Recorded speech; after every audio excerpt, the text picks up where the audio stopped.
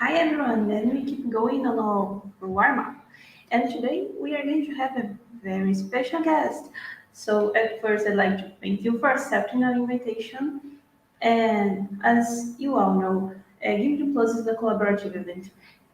It's because of people from all around the world that accept to be a part of this, to be part of our team in different situations in different stages as mentors, as judges, as local organizers, and as the amazing people that come to be part of our warm up. So please come to the stage, Mike Swanson.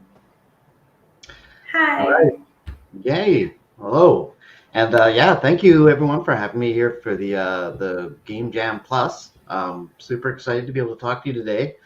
Um, I'm going to go over a little bit of my background experience and also just kind of take you through a little bit of how I deal with the art of making video games and also delve into a little bit of production. I've tried to focus a little bit of my talk today on all of you making sort of shorter games, but I also realize you guys your game jams will also take a little bit longer as well, so we can kind of dive into that. So hopefully you'll get a little gem of something here today from me. And what I'd like to do is I'll kind of go through the PowerPoint slide, and then I would like to leave about 10 minutes at the end for any questions you guys have. I will have the one caveat that I'm not going to be able to speak to anything on God of War Ragnarok. I know people will probably want to ask about that. And also just let you know that the opinions that I'm going to be sharing here are going to be my own. They're not representative of Sony Santa Monica. So these, sometimes the production methodologies that I'll be speaking to here aren't used at Sony Santa Monica, but it's something that I have used previously in my experience. Um, so what I'm going to I'm do pretty now. sure those are going to be pretty helpful tips. You certainly have a lot to share with us. Thank you so much. I'm going to let the stage to you. If you want to share something, just put it that it's going to appear on the screen, and you're welcome. And guys, I'm going to ask about God of War. I'm going to be there watching. So see you later. Awesome, thank you. All right, I'm going to see if I can share my slide deck now um,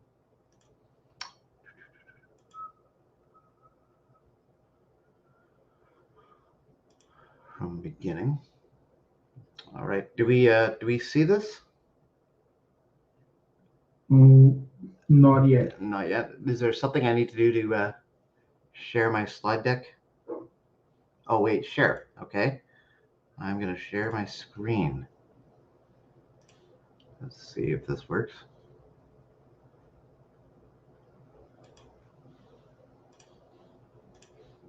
All right. How about that? Yep. Awesome. Good. We're on a roll now. Perfect. Um, so yeah, so the title, art and management for games and game teams, I couldn't quite figure out something that would actually fit. So, forgive me. I'm probably going to kind of meander through this conversation today. Um, but I want to start out, I've been making games since 1991. And this was even before some of the big consoles. My first game was a laserdisc driven golf game where you used a real golf club, and so that was kind of my first experience as a game artist coming into the industry. Working on these big machines. Unfortunately, they were very expensive, and we sold about five of them, and then the company went under. And but it got me hooked on making games. I'm like, wow, this is exactly what I want to do. I can make my artwork and I can make games at the same time. um, I also want to share, this is what I used to look like when I started. And I'm not saying that after the years it takes its toll, but you grow old. That's what happens. So I started as an artist and making, like I say, the golf games, and then I joined Electronic Arts, doing environmental backgrounds. I moved into a lead artist position, and then I moved into an art manager position, and then moved into senior artist, back into senior artist, and then I moved forward into senior producer. And what I kind of want to show here is that your journey in the video game industry, you'll probably take on many different types of roles throughout the years, you know, and they're all fine. You can go forwards and a little bit backwards, and you can kind of find out what you really like. I've been, you can see on here, I was a senior producer, and then I was an executive producer, and right now I'm back to doing art management, and I really, that's what I love to do. I really kind of had to do a little soul searching. Go, you know what? Do I like doing production stuff, or do I like doing art management stuff? And I realized, like, you know what? Just because of my art background, I love managing artists and managing the art process, and so that's kind of where I am right now, and I'm kind of in my happy place going forward. But so throughout the years, I've been fortunate enough to work for a lot of the large publishers like Electronic Arts, LucasArts, Take Two, Sega, Big Point, Nvidia, and now Sony Santa Monica. Also throughout that journey, I've been able to work for a few of the smaller developers, Gas Power Games, Genvid, Soundscape, and Technogen. Um, Sometimes the companies, change. Big Point became Yazoo, Gas Power Games, became Wargaming. So studios kind of, changed throughout the years. I think, LucasArts is kind of still around ish. I'm not quite sure what they're doing. Um, you know, but again, through your journey, you may have a mix of working with big publishers and then independent game companies, and a lot of you may start your own independent game companies as well. And just want to give you a little bit of background, just because I have some many perspectives from many different studios methodologies for creating games. Um, and this is a kind of a small spattering of many of the games that I've worked on. Obviously, God of War Ragnarok has not released yet, but that is what I'm currently working on. But I've worked on some of the old console systems that many of you may not have even heard of, like like 3DO game system. Worked on tons of PC games and Nintendo games, everything that's out there. I kind of have run the gamut just from being in the industry so long.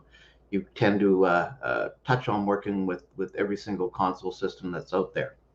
Um, you know, so kind of bringing you guys to what do I do as an as an art manager? I manage artists, and I go, I'm sure that they have what they need, and always with the eye towards directing them to success in whatever they do. I help the teams to develop their skills. I support their training and performance, and work on their career development.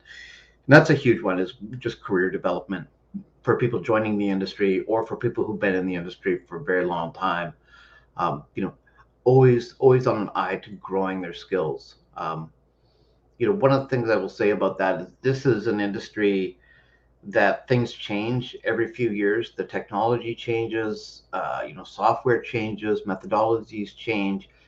You know, you really want to make sure that you're adaptable to change. If you're a person that doesn't like change, you probably won't enjoy staying in this industry for a long time.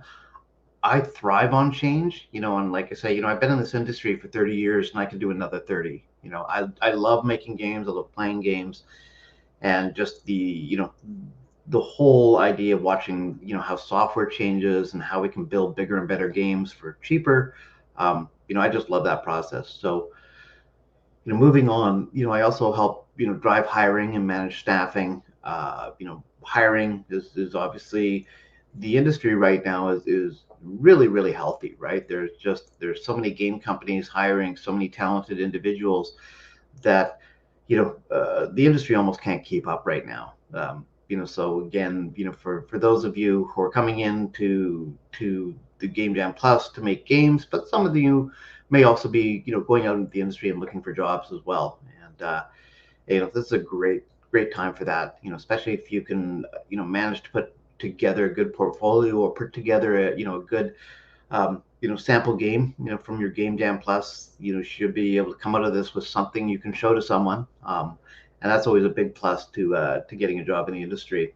Um, I collaborate with the other managers, the leads and the art directors, to ensure the game is always going to be the highest quality possible. I collaborate with production teams to help ensure tasks are completed when needed, and anything else that I do. I'm kind of like, when you've been in the industry for so long, you've kind of become a jack of all trades. You get to see patterns of what things work and what things don't work.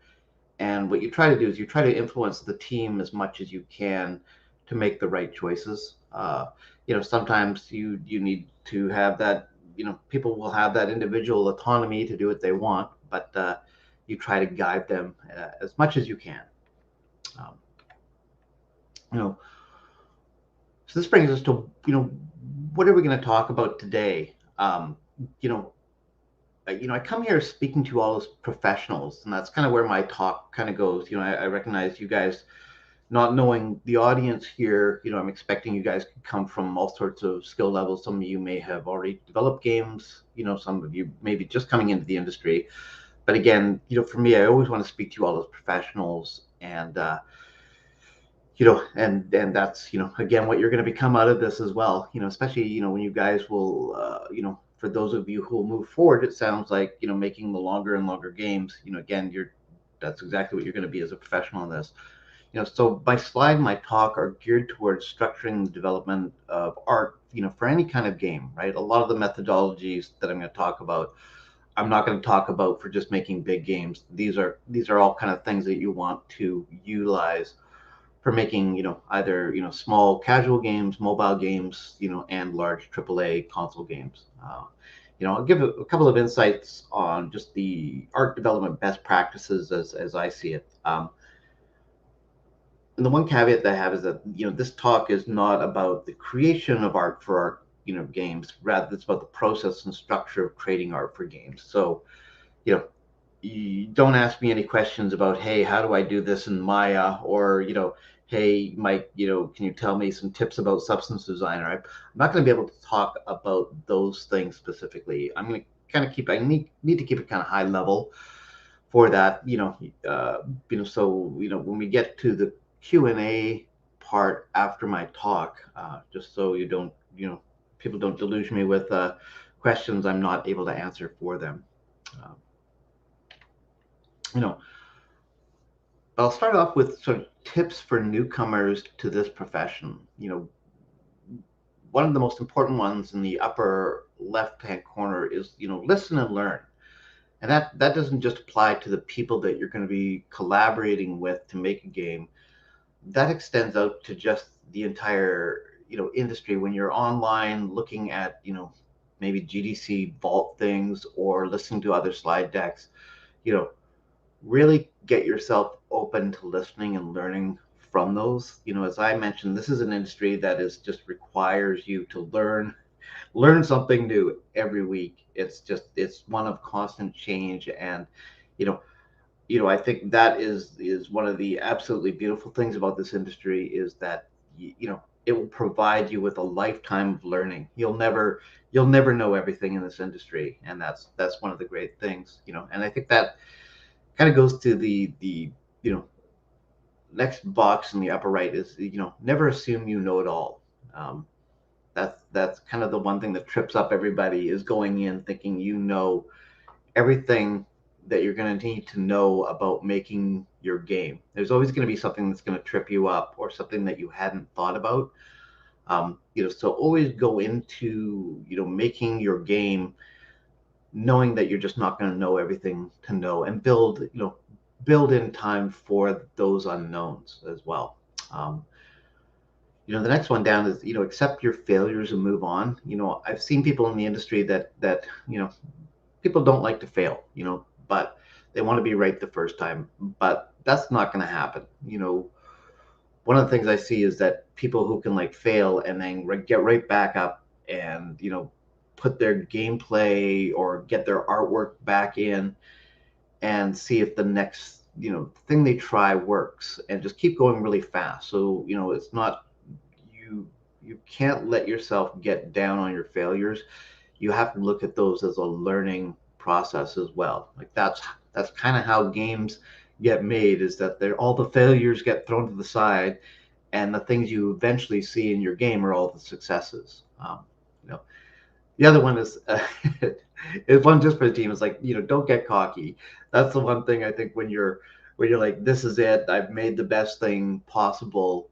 It'll trip you up. Someone will come in and say, hey, I don't find this that fun. or I don't like the look of this, you really need to be humble, take a step back and really evaluate it. Even though you're the one who is creating the content, you put your love into it, get other people's perspectives on it. They may not be the same as yours. You may be kind of tied too much to your game or your artwork in your game. You know, get another perspective on that and learn to take criticism well. It's one thing that you can create your artwork. It's about perception. Someone may come in and they may just not see it the way you see it. And if you get enough people like that, you're kind of going, this is my game audience. This is who I'm making it for, to a certain extent. You want to appeal to that audience. The other one I have is don't blame, always support. When you're working with smaller game teams and you're working on games really really fast, someone might make a mistake or something like that. Again, it's really important not to start blaming anybody else in the team for any of those failures like that. Always be supportive of your team, no matter what. Like, that's just critical, and that's also critical to, like, if you're going to be working with people for months on end. Again, always be there to support them. Never be there to, like, hey, you screwed up, shaming them. Always be supporting. To me, that's a really important one. um, the other one here is, I find this one really important, is move out of your comfort zone. And this is kind of goes back to what I'm saying in the industry is one of constant change. you know Accept that change, embrace the change, right? If you see a process that's not working, embrace the change, and make that change. Don't be afraid to do that. Move out of your comfort zone, do things that challenge you. And that'll be, to me, that's another aspect of the industry that I find really exciting, is that it's always challenging me. Again, I've been in this industry for 30 years. Even every week right now, something comes up to kind of challenge me. And it's just, one of it is you're creating craft with, other talented individuals, but you're also working with people. And when people work with other people to create things and then to create fun, it can be a stressful environment at times, right? But it can also be really fun. So, again, just, make sure that you're a good people person, or just make a game by yourself. Uh, the last one is really important. Find your passion. You know, if you don't enjoy making games, and if you don't enjoy kind of the stress of making games, probably not the industry, for you. Also, when you're making games, you may find out that you're an artist now, but maybe you want to be a designer. Maybe you're a designer. Maybe you wants to move to art.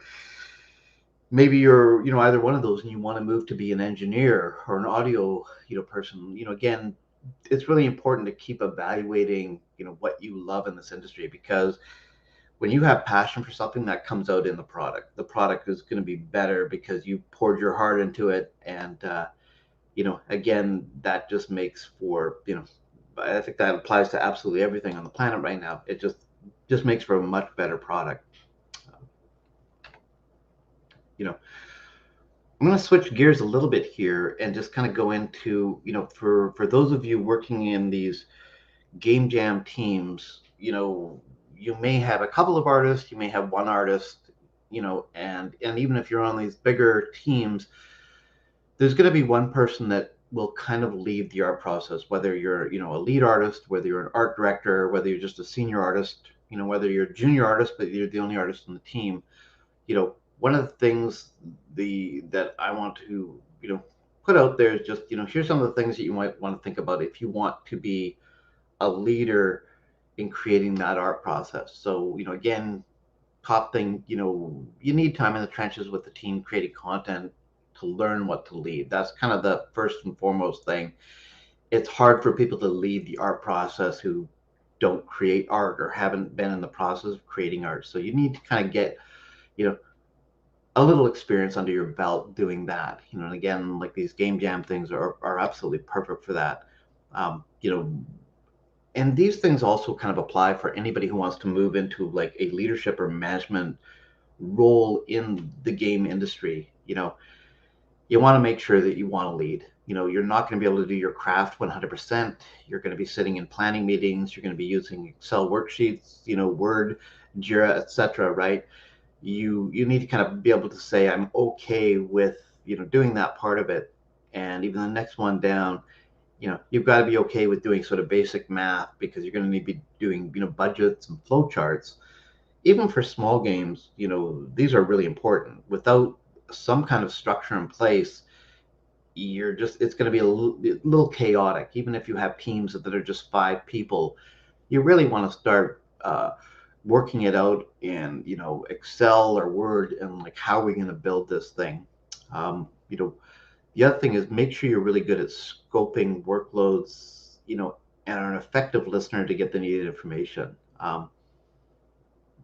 Scoping is a huge subject all on its own.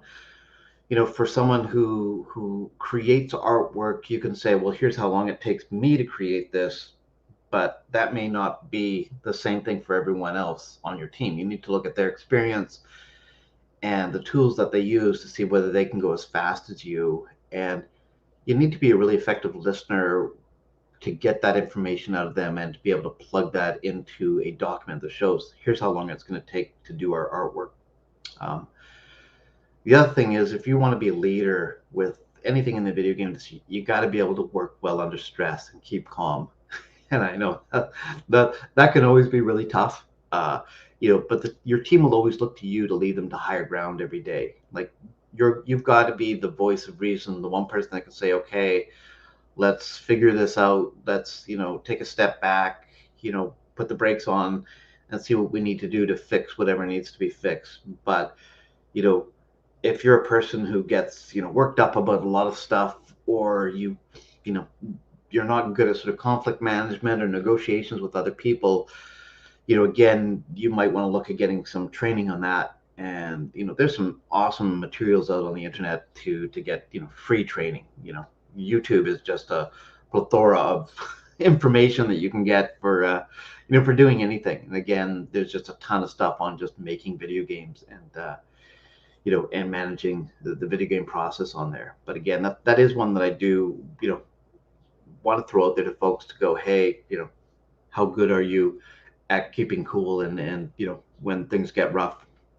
um, you know on the art production side, one of the things that I always like to shoot for is drive for short successes to prove out ideas. And that applies to art, but that applies to kind of anything in the game. All too often, I think especially this is really important for people in doing these game jams, is your initial idea to, like, hey, I've got an idea for a game and it's going to be huge, right? And you've really got to be able to take a look at, like, hey, what is it, what is the fun of the game? Is it jumping? Is it shooting? Is it combat? Is it just storytelling? Don't try and make the entire game in one fell swoop. Go in there and try and do little tiny components of it to see, is this fun? Same thing on the art side. Go in there and take a look at it. Is these little components, are they pleasing to the eye? Or is this the kind of style that you want? I think there's a tendency to want to rush in and just build everything, and it's really good to just go for these slow, short, successes that you can have. And the other thing to go in is, don't assume that you'll make exactly what you wanted. That is true for the art side. That's true for the design side. It's true for everything, right? There's going to be sort of some sacrifices. You won't get what you want. You're going to need to course correct, and you're going to need to change. And that's, you'll hear me say change quite a bit, because that's what happens making games, right? If your design and it's not fun, you got to change it and make it fun. If the art doesn't look cohesive, and or it's just not, people aren't feeling like, hey, this is something I want to look at for a couple hours, then you absolutely need to change that. The third one down is, this one can be taken for what it's worth, but don't accept mediocrity. Take risks with your artwork, take risks with the designs. Obviously, as you guys know, there's tons and tons of video games that are out there. You're going to be competing with them. The ones that are usually successful are the ones that have that little bit of magic that the other ones don't have. Whether it's the magic and they just look like something they've never seen before, or the gameplay is just something really unique or something just really smooth and fun. Again, kind of push yourself to take those risks, and you'll be rewarded at the end for that, for sure. Um, the fourth one down is very art centric, but it's also something that I like to see for the entire team is a style guide. And even if your game is a game you're going to be making in just a couple of days for game jam or something bigger, style guides are absolutely needed on smaller large projects, right? These define, like, here's what we're going to build, here's how it's going to look. The style guides can include mood boards in terms of, like, here's how we want the lighting, here's the color charts we want to use in these style guides, here's our inspiration. You can include all of those images in that, put that in a Word document, put that in a Confluence document, and be able to share that out with everybody. And that's the nice thing, is that if your team grows, let's say you guys do really good with your Game Jam Plus game, and you start going, hey, I want to pitch this to a publisher. Having that style guide is going to be really important, even to a publisher, to take a look at and go, wow, what is it that you're going to build in the big picture? So that's one of the things that, if you want your game to go to the next level, something you're going to need for that, and especially if you're going to have other people joining your team, you're going to want to have a style guide. The next one down is one that I have mentioned on the previous slide. Again, is just put your passion into making games. That's as you go along in the industry, again, I'll mention, making games can be a little bit stressful, right? Sometimes your best laid out plans won't work and you need to course correct on those. But again, just put your passion into making games. If you're going into this industry, I would expect that you're probably looking at it as a lifetime venture. This is what you want to do as a career. This is what you want to do with your life. Throw your passion into that. Make connections. Network with other game developers. Support other game developers. Even though it's a big industry, we're a very supportive industry. And I think even just for me coming and talking to you guys here, the reason I do this is that I just love this industry, and I love being able to impart my knowledge to other folks who are are starting to make games. And I'm sure many of you are going to go on to huge successes in this industry as well. And maybe one day one of you will be my boss. Who knows? The last thing is,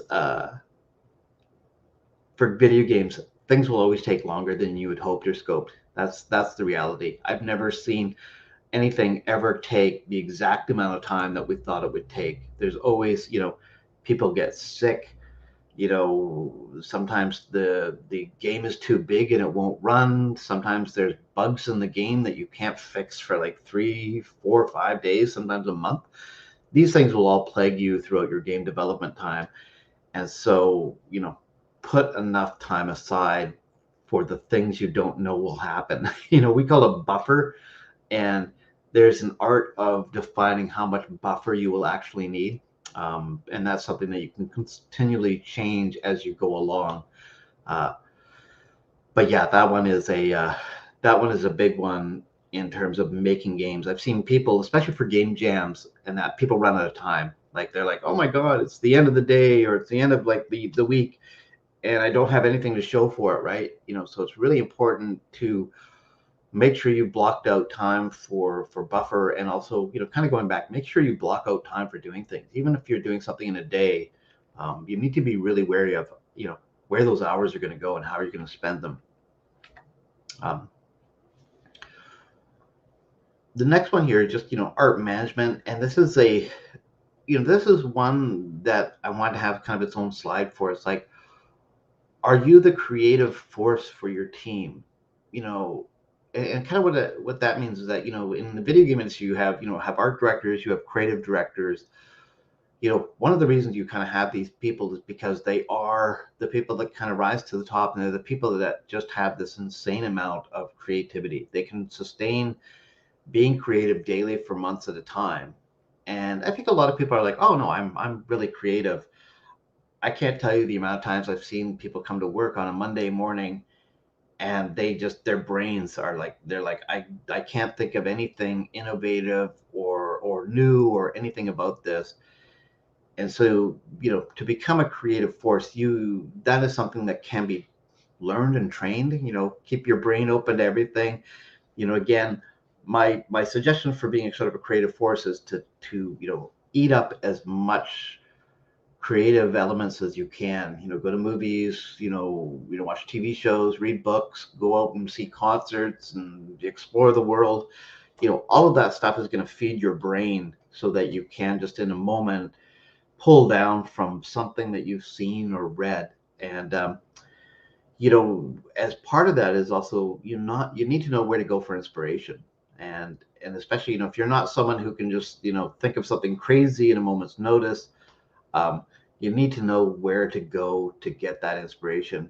The internet is obviously a pretty you know good spot for one-stop shopping on that, but maybe not always. Sometimes you need to go, hey, I might just need to go for a walk in the jungle or something like that and get my inspiration from that. you know if you're not that person, then in your teams, you know you want to look to see who can provide that creative or visual direction that is there. Again, I think within this industry, you need to be really honest with yourself. Is am I the right person for the job? And am I super creative or not? For one thing that I recognize, even for myself, I went along. I thought I was a pretty decent artist, for many years. But over the years, I kind of recognized that what I wanted to do was kind of affect the big picture.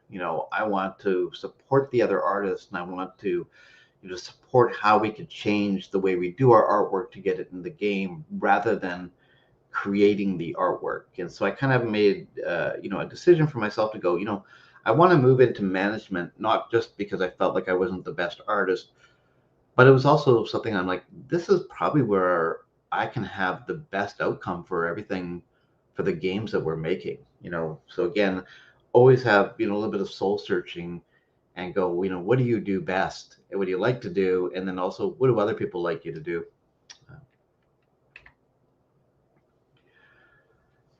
So again, I kind of go back to that, creating that style sheet.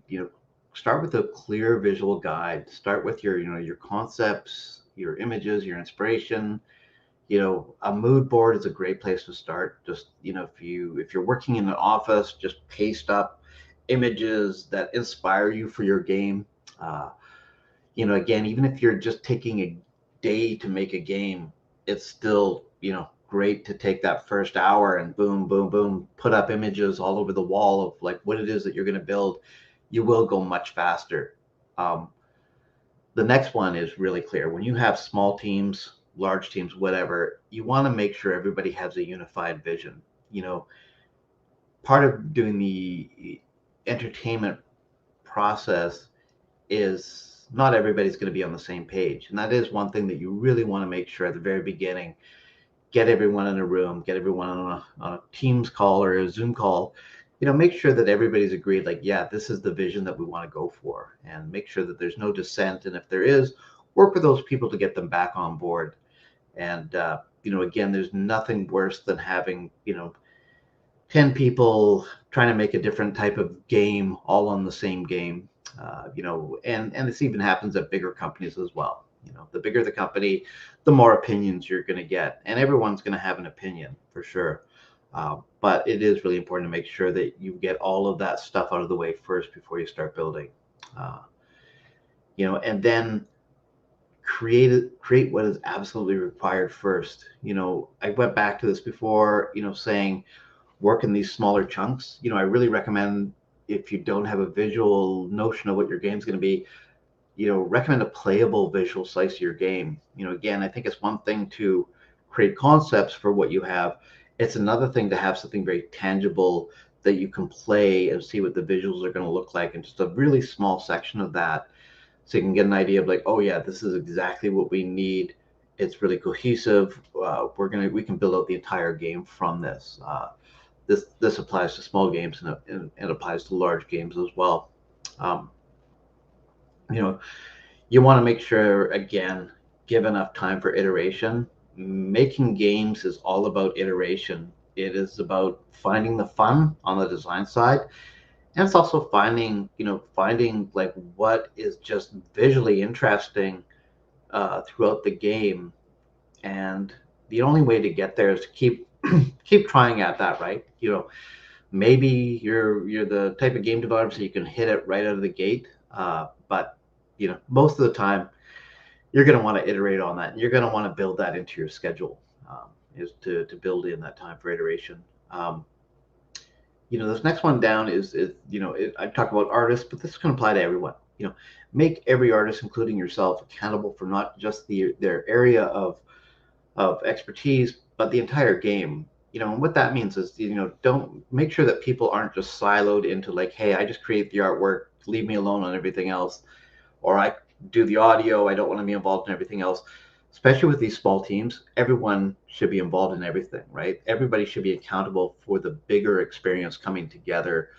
Especially for Game Jam Plus games, I think it's just absolutely critical that everybody you know if they have some adjacent skills, like if you're an audio person but you can do art, let people know, maybe dive in and help them out.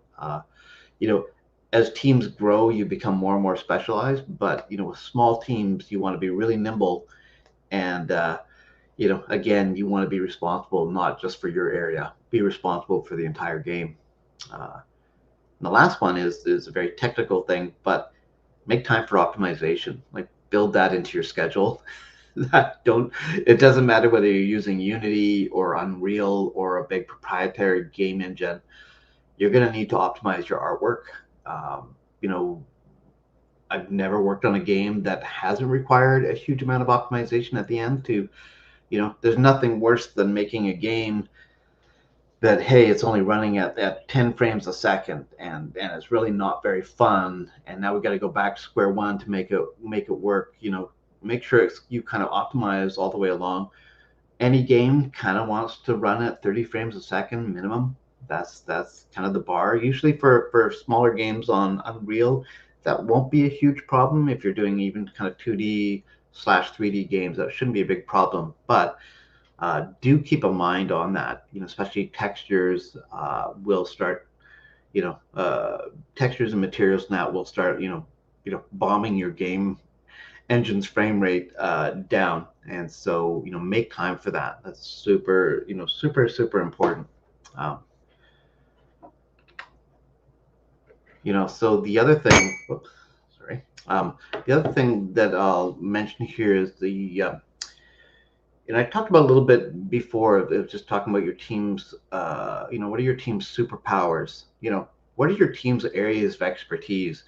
Like I mentioned before, some people may have, experience, you know, in Maya, or experience in some of these really interesting software packages, but you may not be an artist. It may be an audio person who has experience in that.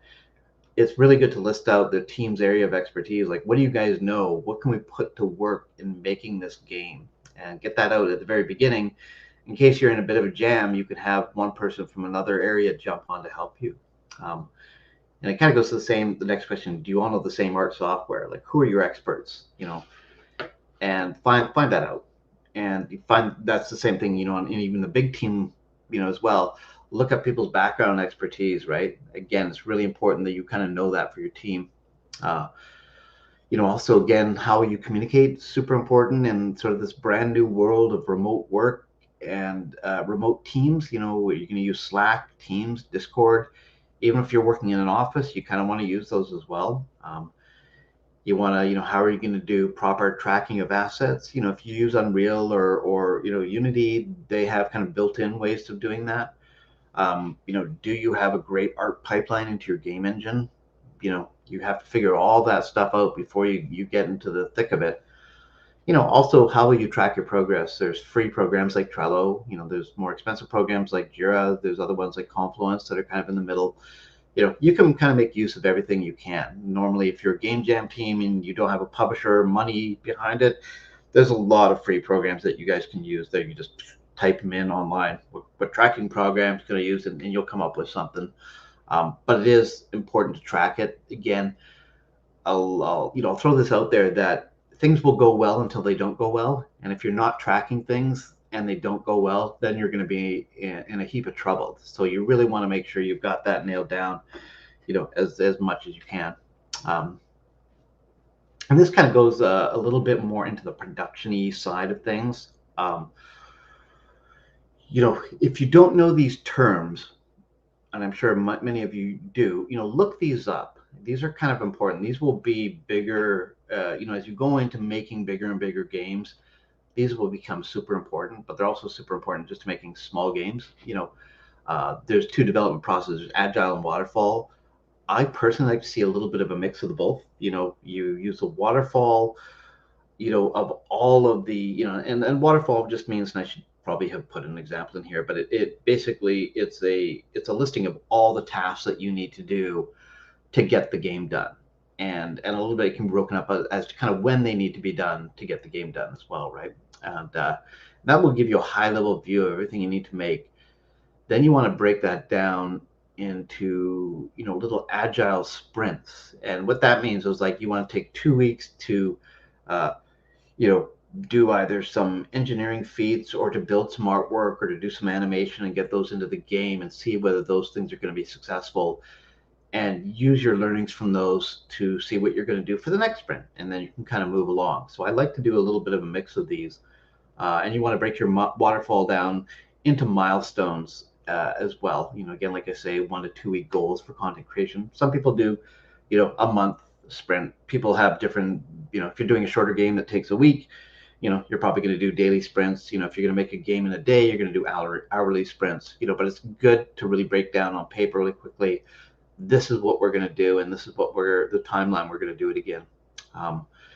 Again, like I say in the bottom one, for games like game jam games that are being made in a day, you can just use hours instead of days. And again, I can't stress enough that even when you're doing that, just to have that on paper so you guys can refer back to it. You're getting into hour 3 and you're like, where are we? You can refer back to going, okay, we're on track or we're not on track. Just to quickly go through, I'm gonna leave a little bit of time for questions here. I just quickly want to go through sort of a typical, art organization chart here.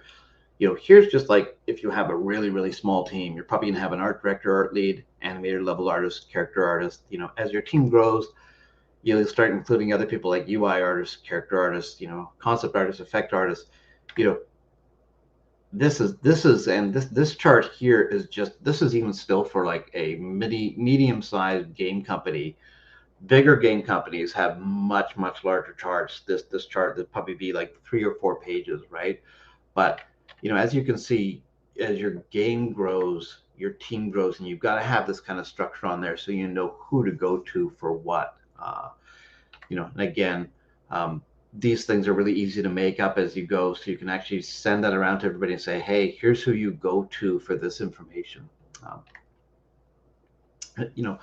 So one of my last little slides here is, again, for Art Management 101, and I think for anything, if you want to be a leader in this industry, there's one component that you need to have. You need to have empathy.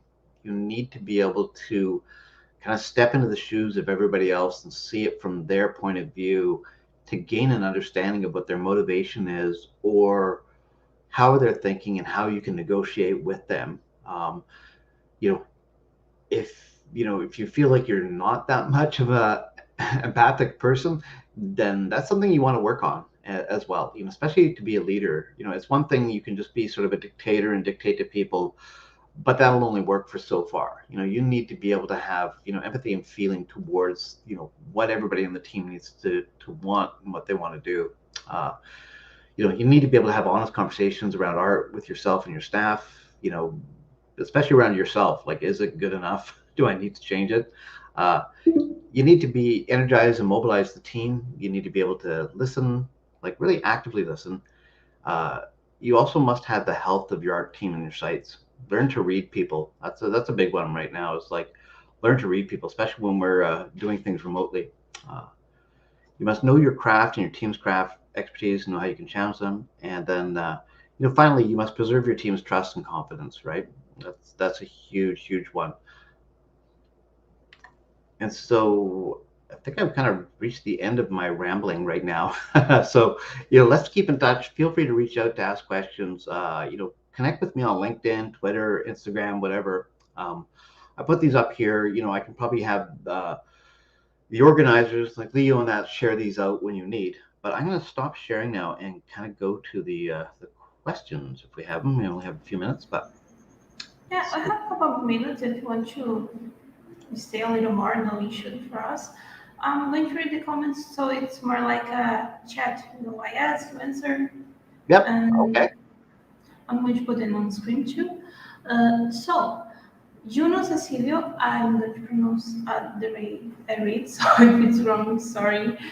Uh, you are our ultimate inspiration in the gaming industry. Which artists do you get inspired by? I kind of have my own favorite artists. Some of them are kind of more on the older side. There's an artist, Mobius. Uh, he had done some of the original drawings for Star Wars and I think even Blade Runner, and his stuff I just love. Right? It's for me. I look at it and go, wow, that is video game art. I think Mobius unfortunately passed away, a couple of years back, but his art is one that I just keep looking at, going, that is video game artwork, and he was doing it back in the 1970s. It's very illustrator like, but he had some amazing spaceships, and I never tire of looking at his artwork. So, am I muted? No. It's really nice to hear that. Is something that sometimes I forget. Oh, okay, this is my favorite artist ever, and our favorite artists have their favorite artists. It's something that does happen.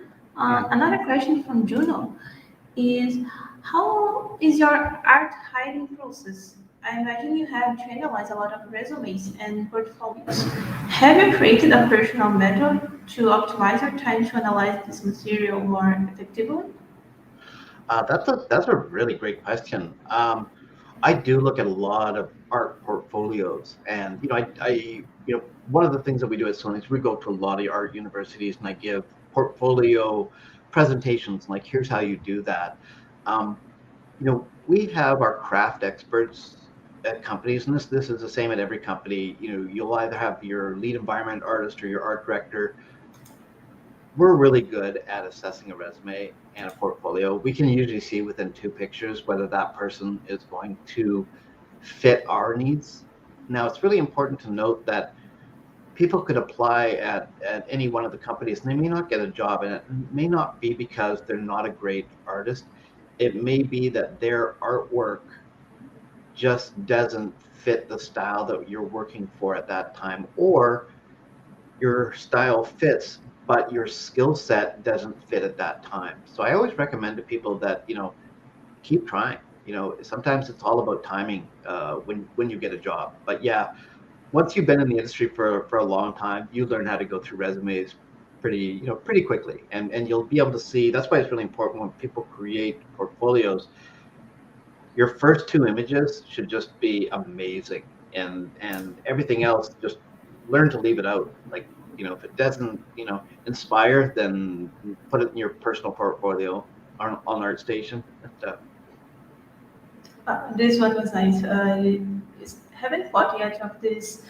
The first two are the ones that have to be amazing. Some people like to put the best at the final, and not everyone goes to the final of the portfolio. That's something I haven't thought of, and really nice. One person asked, "Have you ever participated in a game jam? And when was your first?" Ooh, my first one. I almost consider every game I work on a game jam. I think when I worked on mobile games, that is kind of the closest to game jam, because you're working really fast to develop stuff. Like, you're not it's taking years to develop a game. You're literally taking months to change something. But I have participated in a couple of game jams at companies that I worked at, and so even big publishers. I haven't done this at Sony, but other companies that I've done this at, where we've taken a day, or sometimes we've even taken a week, and everybody in the company gets together and does a little game jam. We all use like Unity or Unreal and create our own games, and then kind of pitch that.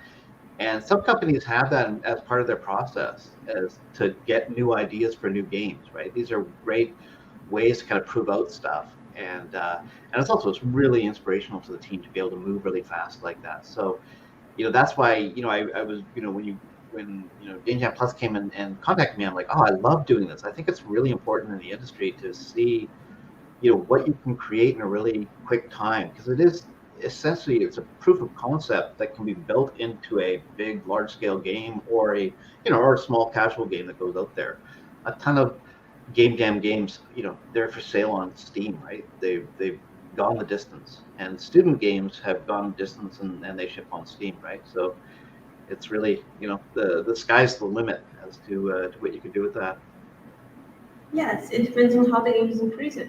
Uh, so, another question from Dragomir. Uh, Question to Mike.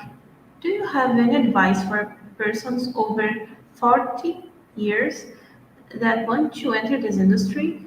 My experience as a game designer producer is 9 months. Yeah. And I wonder, are they asking me that because they're assuming I'm over 40 years? I don't think. I think I'll be honest. I think way back when there was probably a bit of ageism in the industry. Where like, hey, if you're over 30, you're out of the industry. That's really changed right now. Like, a large portion of the industry right now, there are people who are over 40 years, including myself, making games. We've been making the video game market really blossomed in the 90s, especially in the mid 90s. And so there's just a lot of us out there right now that are still making games. So I think, for me, I really don't look at someone's, age or anything else like that. I look at like, what can they do? So again, you may have experience as a game designer or producer is just 9 months, but it's like, what do you do with that 9 months? Like, what do you have to show? And I think that's the thing, is that sometimes with, going into game companies, it is a matter of timing, right? There's so many entry level positions, and again, I think it's just like, what can you show on paper, in your CV or your portfolio? Like, what can you do? What have you done? And, that may open doors, or maybe, you need to get a little more experience doing stuff, but again, I think it's just, keep applying for different roles. Different companies have different needs, right? Sometimes companies are like, you know what, we don't need someone super senior in here. We could use just someone who, likes playing video games. And again, I always say to people as well, like, people are like, for departments like QA, QA is an awesome place to get experience in the game industry. My experience over the 40 years, that most people who run companies, a lot of them have started at QA, right? It makes sense. They know how to test games and play games really fast. They see a lot of games, so, that's the other thing, is that don't shy away from those types of roles. Those are really, really important. QA is a very extensive area. I've seen many people that started as interns on QA and then went to higher roles on the company. Yeah, It's yeah. pretty cool. It happens here in Brazil Yeah, too. you can go onto LinkedIn and look at, that's the other thing, is go onto LinkedIn and look at the other professionals in the industry, and just look at their history. I find it fascinating, like, QA, and then they move to producer, lead producer, executive producer. Now they're CEO of a company, right? There's some amazing stories out there of people's, career journeys in the game industry. Yeah. Question from Carla. At the Game Jam Plus event, we will have a few hours to develop our game. So, what type could you give to us to help the team in the process of developing the game? I think especially when you have just a few hours, is you want to have laser focus at the beginning as to what you're going to build. If you have a couple of people that are involved in that, like I mentioned in one of my slides previous to this, you guys all want to be on the same page. You want to have a unified vision, and you want to have as many materials there at the beginning as you can. Like, if you're just going to go into it, even if you take the first half hour or hour and get your mood boards and get your sketches out and maybe list out what you want to build, that's going to really help. It's harder to just dive in and start building things without that kind of unified vision at the very beginning. This is something I've been doing on my gems. I came from design, so general design.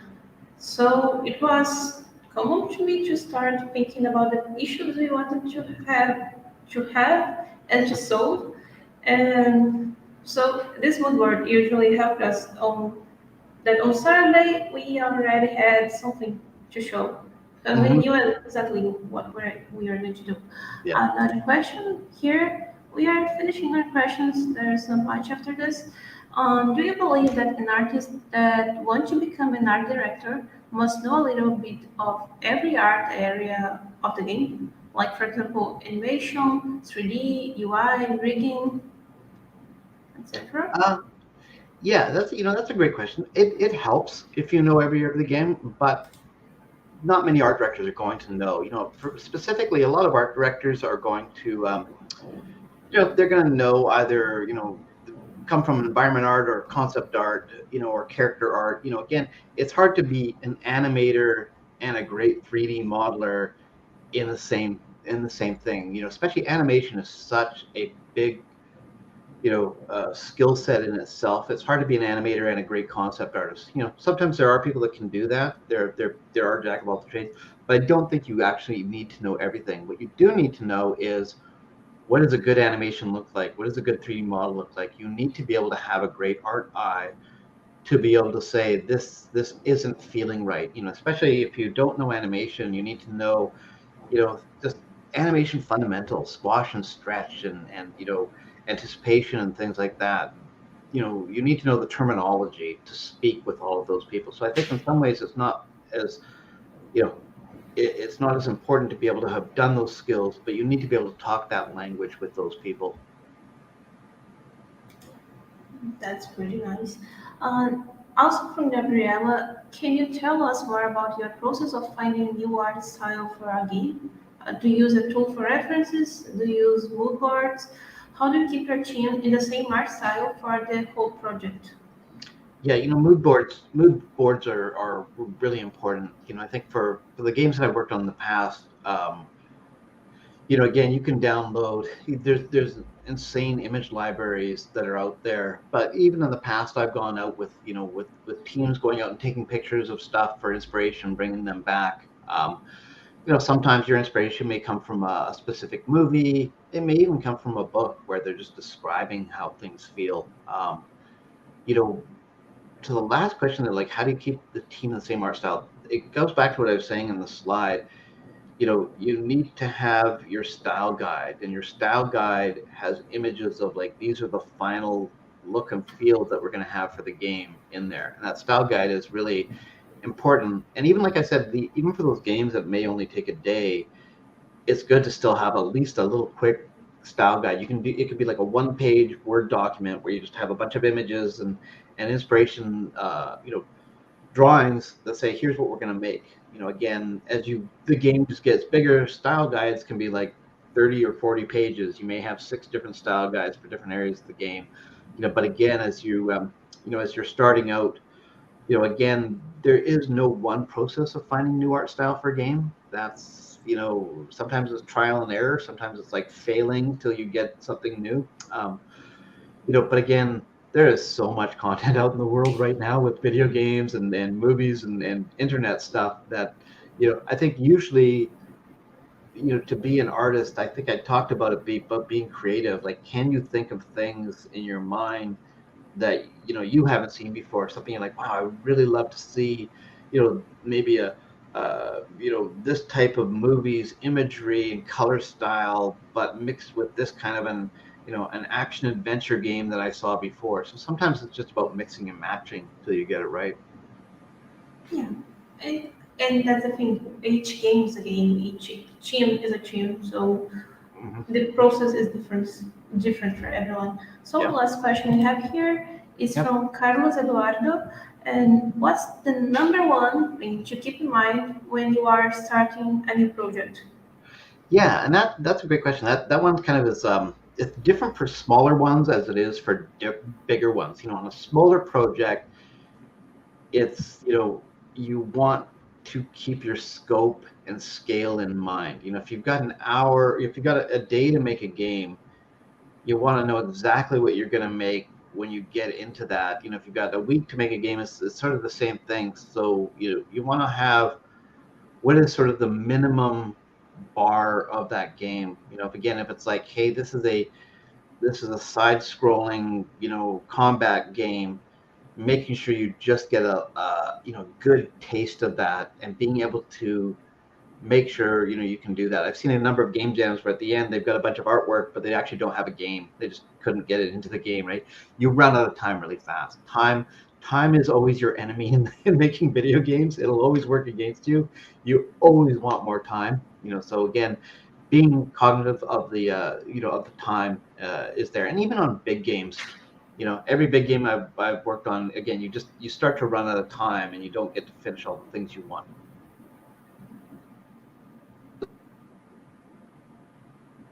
Than it is, than it is to fix your game if and it's already really big, and then you're like, okay, now we got to unravel everything. Whereas if it's just a small little slice of your game, you can course correct and make it fun without having to unravel everything, right?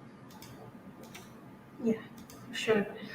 So I think you are done with the questions. Would you like to make any final consideration or anything?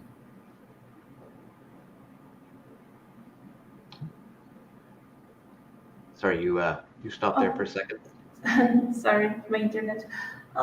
We are done with the questions, and I'd like to ask if you want to make some final considerations or advices or tips or a message for our gamers who are watching. Yeah, absolutely. If you guys, hopefully I gave you a little bit of something here you can think about when you're making your game jam games. And yeah, I'm actually kind of looking forward, to seeing, what you guys make. Hopefully we see some stuff out there. And I hope that I didn't ramble on too long. I'm a big talker. and and No, that's on time. yeah, and so again, like I'll share my data. Again, I love connecting with other people in the industry, and I think I love connecting not just within the states where I work, but internationally as well. Like the games community is growing, and I love connecting with people in different areas of the world, making game content and that, and also just hearing the stories that they want to tell with their games. That to me is really interesting, right? Just even a lot of games that are just based on folklore of the area that they live in that I don't get to experience. That for me is just one of the amazing things. So, again, good luck to everyone out there, and have fun. That's the thing. You're making entertainment and stories for people, and you got to have fun doing it because that'll show up in the final product. Yeah, have gems are for fun. So thank you a lot, Mike. Thank you All for right. accepting our invite. Thank you for the tips. And that's it, people. Stay tuned for more warm up. We are going to have a talk with the creator of Global Game Jam. Please stay on our channel and see you later. Bye All bye. right. Thank you. Bye.